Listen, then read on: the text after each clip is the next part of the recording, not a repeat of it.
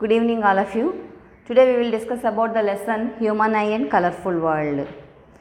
మానవుని కన్ను రంగుల ప్రపంచం అనేటువంటి పాఠ్యాంశం గురించి ఈరోజు మనం తెలుసుకుందాం. అందులో ఫస్ట్ ముందుగా మనం తెలుసుకోవాల్సింది ఏమిటి అంటే least distinct of distinct vision, స్పష్ట దృష్టి కనిష్ట దూరము. అంటే సాధారణ మానవుడు కంటి ముందు ఎంత దూరంలో వస్తువు ఉన్నట్టయితే ఆ వస్తువుని స్పష్టంగా పూర్తిగా చూడగలడో ఆ దూరాన్ని మనం ఏమంటామంటే స్పష్ట దృష్టి కనిష్ట దూరము అంటాం. Least distance of distinct vision, అంతకంటే ఎక్కువ దూరంలో వస్తువు ఉన్నట్టయితే దాన్ని మనం స్పష్టంగా చూడలేము అని అర్థం. అలాగ సాధారణ ఆరోగ్యవంతమైనటువంటి మానవుని కన్ను యొక్క least distinct of distinct vision ఎంత అంటే 25 సెంటీమీటర్స్. చాలామంది మీద అనేక ప్రయోగాలు చేసి నిరూపించినటువంటి ఫలితం అన్నమాట అది. Least distance of distinct vision for a healthy human eye is 25 centimetres. Okay, అయితే ఇది అందరికీ ఒకే రకంగా ఉంటుందా? ఆల్ చిన్నపిల్లలకి, పెద్ద వయసులో ముసలి వాళ్ళకి, మిడిల్ ఏజ్డ్ వాళ్ళకి అందరికీ ఒకే విధంగా ఉంటుంది అంటే స్టేజ్ని బట్టి మారుతూ ఉంటుంది. అదే చిన్నపిల్లల యొక్క కళ్ళ యొక్క కండరాలు చాలా బలంగా ఉండి తీక్షణతను తట్టుకునే శక్తిని కలిగి ఉంటాయి కాబట్టి వాళ్ళకి సుమారు 7 to 8 సెంటీమీటర్స్ ఉంటుంది. Least distinct of distinct vision అనేది సుమారు 5 సంవత్సరాల్లో పిల్లల్ని కనుక మనం తీసుకున్నట్లయితే వాళ్ళ యొక్క least distance of distinct vision ఎంత ఉంటుందంటే 7 to 8 సెంటీమీటర్స్ ఉంటుంది. అందుకే చిన్నపిల్లలు ఎవరైనా ఏ వస్తువు చూసినా కంటికి దగ్గరగా పెట్టుకొని చూడడం అనేది జరుగుతుంది వాళ్ళు జాగ్రత్తగా గమనించినట్లయితే. అదే వృద్ధాప్యంలో 60 ఏళ్ళు పైబడిన వాళ్ళని కనుక గమనించినట్లయితే వాళ్ళ యొక్క కండరాలు బలహీన పడిపోయి వాళ్ళు ఎక్కువగా గుర్తించలేనట్టు దగ్గరగా ఉన్న వస్తువును గుర్తించే సామర్థ్యాన్ని కోల్పోతారు. సుమారు వాళ్ళకి కనుక తీసుకున్నట్లయితే 1 మీటర్ నుంచి 2 మీటర్స్ వరకు కూడా ఉండొచ్చు, లేదా అంతకంటే ఎక్కువ కూడా ఉండొచ్చు. 1 మీటర్ నుంచి 2 మీటర్ లేదా అంతకంటే ఎక్కువ దూరమైనా ఉంటుందన్నమాట. అంటే వాళ్ళు దగ్గరగా ఉండేటువంటి వస్తువుల్ని చూడలేరు, స్పష్టంగా చూడలేరు. ఆరోగ్యవంతమైన మానవుని కనుక మనం గమనించినట్లయితే అంటే ఓల్డ్ ఏజ్ కాదు, అలానే ఇన్ఫాంట్స్ చైల్డ్ చిన్నపిల్లలు కాకుండా మధ్యలో వారిని అనేక మంది మీద ప్రయోగాలు చేసి వాటి యొక్క ఫలితాన్ని సాధారణ యావరేజ్ని కనుక తీసుకున్నట్లయితే ఆరోగ్యవంతమైన మానవుని యొక్క కంటి యొక్క స్పష్ట దృష్టి కనిష్ట దూరం ఎంత అంటే 25 సెంటీమీటర్స్. ఓకే, నెక్స్ట్ అలాగే కంటి యాంగిల్. ఇప్పుడు మనం ఎదురుగా చూస్తున్నాము అంటే మన పక్కన వెళ్ళేటువంటి మనుషులు కానీ, పక్కన జరిగే సంఘటనలు కానీ, కదిలే వస్తువులు కానీ మనం దృష్టి అటు మరల్చకుండానే గమనించగలుగుతాం. ఐ యాంగిల్ ఎంత? మన కంటి దృష్టి సుమారు 60 degrees వరకు కూడా వస్తువు యొక్క పొడవులు కానీ ఆ చివర ఈ చివర కానీ పక్కన వెళ్ళే కానీ అన్నింటినీ గమనించవచ్చు. ఆరోగ్యం మానవునికి కలిగి ఉండేటువంటి ఈ ఐ యాంగిల్ని ఏమంటారంటే కంటి యొక్క కోణము అంటారు. దృష్టి కోణము eye angle. Eye angle for a healthy human eye is 60 degrees. ఆరోగ్యంగా ఉన్నటువంటి మానవుని యొక్క కంటి కోణం ఎంత ఉంటుంది అంటే 60 degrees ఉంటుంది. బిట్స్లో ఇది ఇంపార్టెంట్. చిన్నపిల్లల యొక్క స్పష్ట దృష్టి కనిష్ట దూరం ఎంత ఉంటుంది? 7 to 8 సెంటీమీటర్స్ ఉంటుంది. ముసలి వాళ్ళ యొక్క స్పష్ట దృష్టి కనిష్ట దూరం ఎంత ఉంటుంది? 1 మీటర్ నుంచి 2 మీటర్ల దూరం వరకు ఉంటుంది. అదేవిధంగా ఆరోగ్యవంతమైనటువంటి మానవుని కన్ను యొక్క స్పష్ట దృష్టి కనిష్ట దూరం ఎంత? 25 సెంటీమీటర్స్. ఆరోగ్యంగా ఉన్న మానవుని కన్ను యొక్క దృష్టి కోణం ఎంత? ఐ యాంగిల్ ఎంత? 60 degrees. అలాగే మన కంటికి ఉన్నటువంటి ప్రత్యేకమైనటువంటి సామర్థ్యం ఏంటంటే అకామిడేషన్ ఆఫ్ ఐ అంటాం, సర్దుబాటు గుణము. జాగ్రత్తగా గమనించినట్లయితే మనం దగ్గరగా ఉన్న వస్తువుల్ని స్పష్టంగా చూడగలం, అలాగే కొంచెం బాగా దూరంలో ఉన్న వస్తువుల్ని కూడా స్పష్టంగా చూడగలం. దూరంగా ఉన్నప్పుడు ఏమవుతుంది? మన కంటి కండరాలు ఎక్కువగా ఒత్తిడికి గురవ్వవు, రిలాక్స్డ్గా ఉంటాయి. అందువల్ల దాని యొక్క కటక యొక్క నాభ్యంతరం ఏమవుతుంది? తగ్గుతుంది. అదే దగ్గరగా ఉన్న వస్తువును చూడాలి అంటే మన కంటి మీద ఒత్తిడి పెరుగుతుంది, అప్పుడు నాభ్యంతరం పెరుగుతుంది. అయితే కన్ను తనకు తానుగానే ఈ సర్దుబాటు గుణాన్ని కలిగి ఉంటుంది. సర్దుబాటు సామర్థ్యం అంటారు దీన్నే, సర్దుబాటు సామర్థ్యం అంటారు. I adjust it's focal length based on the distance it self. This is called accommodation of I. Accommodation సర్దుబాటు సామర్థ్యాన్ని కలిగి ఉంటుంది. Accommodation of eye lens.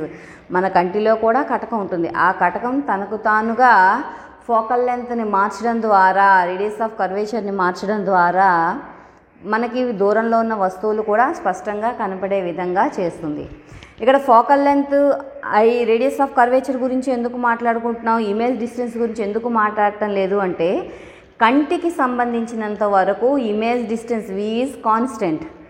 ఎందుకు, ఎప్పుడు కూడా మన కంటి నిర్మాణాన్ని చూసుకున్నట్లయితే ఇక్కడ ఐ లెన్స్ ఉంటాయి, ఐ బాల్ ఇదంతా కూడాను, ఇక్కడ రెటీనా ఉంటుంది. సో కంటి మీద పడిన ఏదైనా దాని యొక్క ఇమేజ్ ఎక్కడ ఏర్పడుతుంది, మనకి రెటీనా మీదే ఏర్పడుతుంది. ఇది రెటీనా అని తీసుకున్నట్లయితే రెటీనా మీదే ఏర్పడుతుంది. సో ఐ లెన్స్ నుంచి రెటీనాకు మధ్య గల దూరమే మనకి v ఇమేజ్ డిస్టెన్స్. ఇది కాన్స్టెంట్, కంటికి మారిపోదు, v మారదు.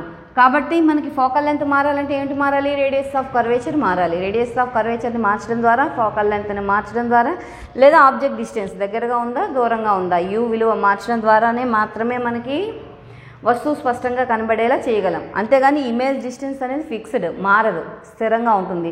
సాధారణంగా హెల్దీగా ఉన్నటువంటి మానవునికి ఈ v అనేది డిస్టెన్స్ ఎంతవరకు ఉంటుందంటే 2.5 సెంటీమీటర్స్ నుంచి 2.27 సెంటీమీటర్స్. మినిమం 2.27, మ్యాక్సిమం 2.5 సెంటీమీటర్స్ ఉంటుంది.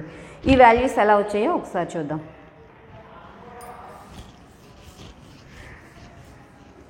ఎప్పుడూ కూడా కంటికి సంబంధించినంత వరకు ప్రతిబింబ దూరం స్థిరంగా ఉంటుంది. మారేవి ఏమిటి అంటే వస్తువు దూరం మారుతుంది, అలాగే నాభ్యంతరం మారుతూ ఉంటుంది. Object distance and focal length are changes, but the image distance is constant for a human I.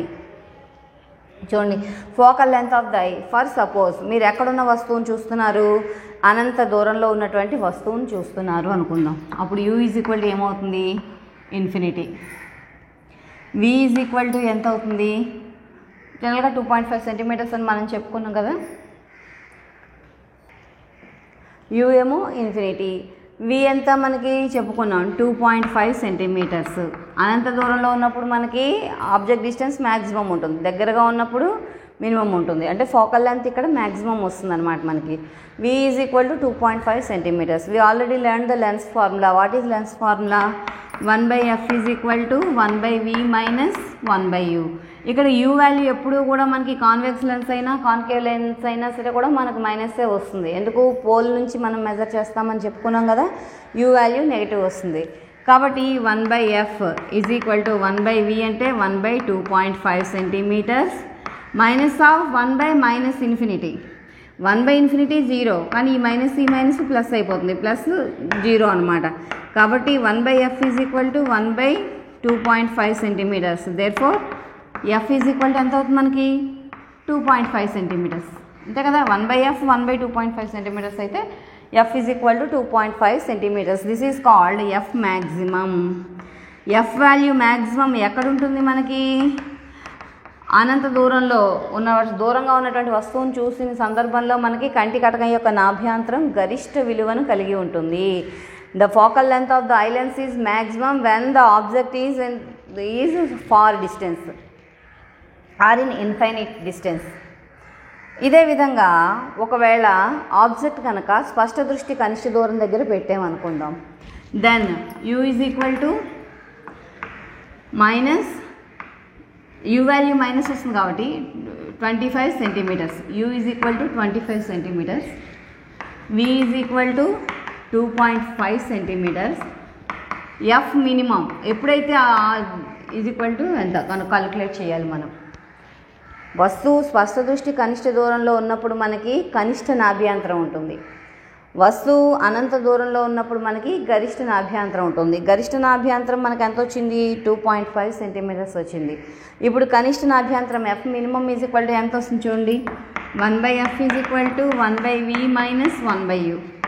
So 1/f is equal to 1/v అంటే ఎంత, 1/2.5 మైనస్ 1/-25. ఎందుకంటే u వాల్యూ మనకు మైనస్ వస్తుంది. ఎప్పుడు కూడా పోల్ నుంచి తీసుకుంటాము, పోల్కి ఆపోజిట్ డైరెక్షన్లో ఆబ్జెక్ట్ ఉంది కాబట్టి నెగిటివే వస్తుంది అది. So 1/f is equal to 1/2.5 plus 1/25. దీన్ని కనుక మనం సింప్లిఫై చేసినట్లయితే f మినిమం వాల్యూ ఎంత వస్తుంది అంటే that is equal to 2.27 centimetres. So focal length యొక్క రేంజ్ ఎంత అంటే మన కన్ను సర్దుబాటు చేసుకునే సామర్థ్యం దేనికి మధ్యలో ఉంటుంది. f is equal to 2.27 centimetre, అలాగే f is equal to 2.5 centimetre. ఒకవేళ దృష్టి దోషం ఉన్నా సరే కూడా మన కంటినాభ్యంతరం ఎప్పుడు కూడా 2.5 కంటే తక్కువ కానీ లేదా 2.27 కంటే ఎక్కువ కానీ ఉండడం జరుగుతుంది. ఎప్పుడు కూడా కంటి కటక నాభ్యంతరం ఈ యొక్క ఎఫ్ మినిమం 2.27 మ్యాక్సిమం 2.5 వీటి మధ్యలోనే ఉంటుంది. నెక్స్ట్ అయితే వీటికి మధ్యలో ఉంచినప్పుడు కొన్ని సందర్భాల్లో మనం దగ్గర వస్తువుల్ని చూడగలము, దూర వస్తువుల్ని చూడలేము.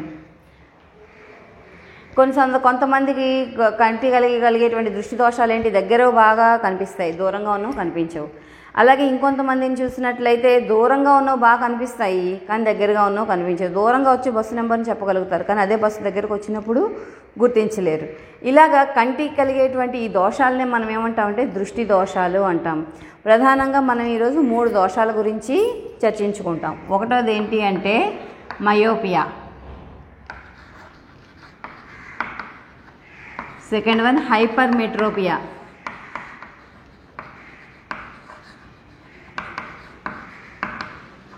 Third one presbyopia.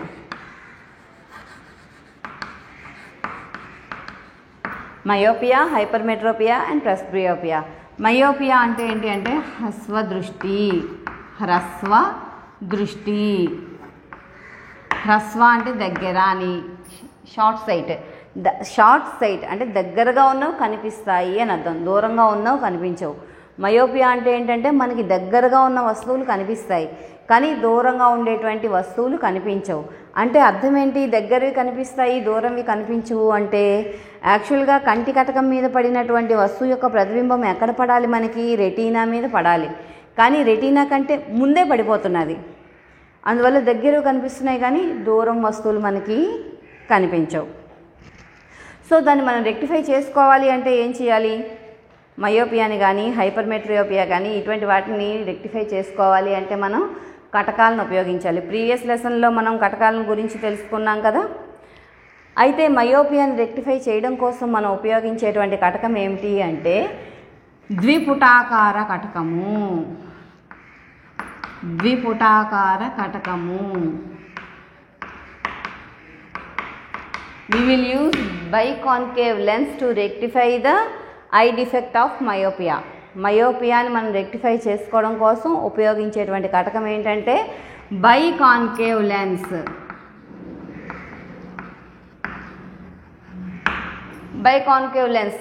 ఎప్పుడైతే మనం బైకాన్కేవ్ లెన్స్ ఉపయోగించామో multiple refraction takes place and the image will be formed on retina only.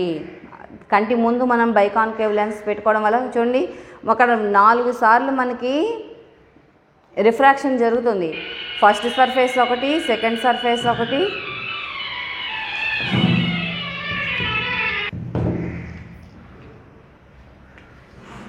Biconvex lens అన్నప్పుడు చూడండి మన కంటి కటకను బైకాన్కేవ్ లెన్స్లా పనిచేస్తుంది. దాని ముందు మనం బైకాన్వెక్స్ లెన్స్ పెడుతున్నాం.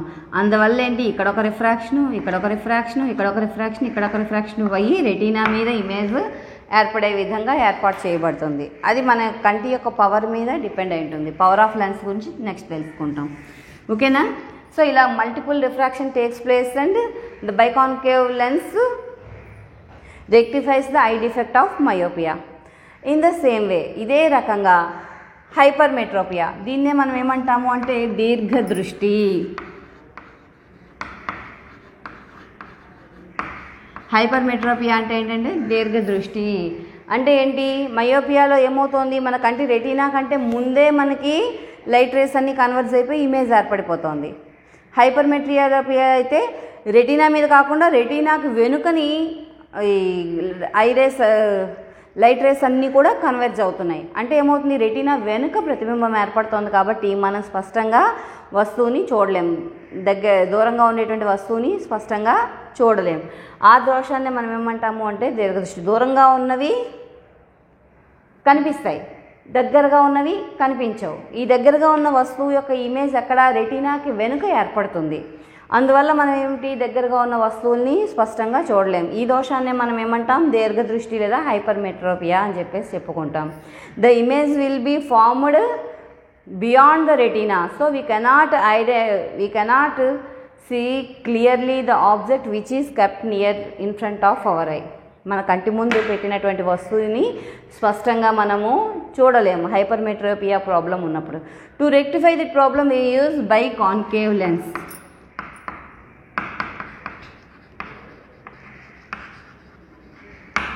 ద్వికుంభాకార కటకము.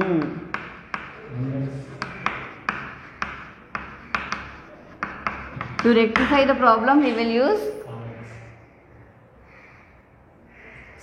biconvex lens. To rectify this problem we use biconvex lens. ద్వికుంభాకార కటకము. హైపర్మెట్రియోపియా ప్రాబ్లమ్ని కనుక మనం రెక్టిఫై చేయాలి అంటే ఉపయోగించాల్సింది ఏంటి? Biconvex lens. దాన్ని ద్వికుంభాకార కటకం అంటాం. ఇక్కడ కూడా మల్టిపుల్ రిఫ్రాక్షన్స్ జరిగి ఇమేజ్ అనేది రెటీనా మీద ఏర్పడేలా చేస్తుంది బైకాన్వెక్స్ లెన్స్ కూడా. Next presbyopia. ఇది సాధారణంగా 45-50 సంవత్సరాల వయసు దాటిన తరువాత కండరాల యొక్క బలహీనతల వలన మనకి ఏర్పడుతుంది అన్నమాట ఈ ప్రెస్బియోపియా అనేది. దీన్నే చత్వారం అంటాం, తెలుగులో చత్వారం అంటాం. దీంట్లో వచ్చింది ఇదేంటంటే దూరంగా ఉన్నవి స్పష్టంగా కనిపించవు, దగ్గరగా ఉన్నవి స్పష్టంగా కనిపించవు. కాబట్టి మనం దీన్ని నివారణకు ఉపయోగించేటట్టు rectify this problem we have to use bifocal lens. అంటే ఏంటి? కుంభాకార కటకము వాడాలి, పుటాకార కటకము వాడాలి. సాధారణంగా మనం ఏదైనా దూరపు వస్తువుని చూడాలనుకోండి, ఎలా చూస్తాం? దూరంగా ఉండేది కళ్ళు పైకి పెట్టి చూస్తాం. దూరంవి బాగా కనిపించాలంటే మనం ఉపయోగించాల్సినటువంటి లెన్స్ ఏంటి? Concave lens. అదే దగ్గర వస్తువుని చూసేటప్పుడు ఏం చేస్తాం? కళ్ళు కిందకు పెట్టి చూస్తాం మనం, అవునా కదా? దగ్గర బాగా కనిపించాలంటే మనం ఉపయోగించవలసినటువంటి లెన్స్ ఏంటి? Convex lens. కాబట్టి కాన్కేవ్, కాన్వెక్స్ రెండింటినీ కూడా ఉపయోగిస్తాం అన్నమాట. ఇవి ఉపయోగించే దాంట్లో పైవైపు కాన్కేవ్ లెన్స్ ఉపయోగిస్తాం. దూరపు వస్తువు చూడడానికి ఈ కాన్కేవ్ లెన్స్ ఉపయోగపడతాయి. అలాగే కింది వైపు దగ్గర వస్తువులు చూడడం కోసం కింది వైపు ఏంటి ఉంటుందంటే మనకి కాన్వెక్స్ లెన్స్ ఉంటుంది. ఈ రెండింటినీ కూడా ఒకే లెన్స్లో ఏర్పాటు చేస్తారు. ప్రోగ్రెసివ్ లెన్స్ ద్వారా ఇప్పుడు చేస్తారు. ఇంతకు మునుపు అయితే రెండు సపరేట్గా ఉండి వాటిని యాడ్ చేయడం కూడా జరిగేది. ఈ కాన్కేవ్ లెన్స్, కాన్వెక్స్ లెన్స్ రెండింటినీ కలిపి చేసిన వాటిని ఏమంటాం అంటే బైఫోకల్ లెన్స్.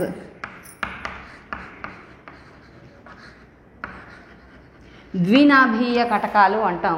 బైఫోకల్ లెన్స్ అంటే ద్వినాభీయ కటకాలు అంటే ఏంటి? అటు పుటాకార కటకం ఉంటుంది, పైవైపు పుటాకార కటకం ఉంటుంది, కింది వైపు కుంభాకార కటకం ఉంటుంది. అది కూడా బిట్టే.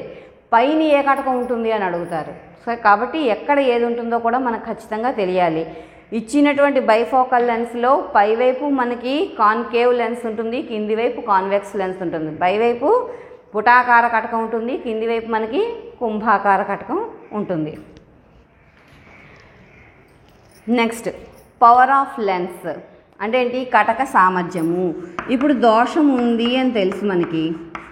అయితే ఎంత దోషం ఉంది? అందరికీ ఒకే రకమైనటువంటి కంటి కటకాలు ఇస్తామా? దోషానికి తగినట్టుగా మనం కటకాన్ని ఇవ్వడం అనేది జరుగుతుంది. ఆ దోషం మనకి ఎంత తీవ్రతలో ఉందో తెలియజేసేదే మనకేంటి అంటే కటక సామర్థ్యం, పవర్ ఆఫ్ లెన్స్ అంటాం. పవర్ ఆఫ్ లెన్స్ ఫార్ములా ఏంటంటే power is equal to 1/f in metres.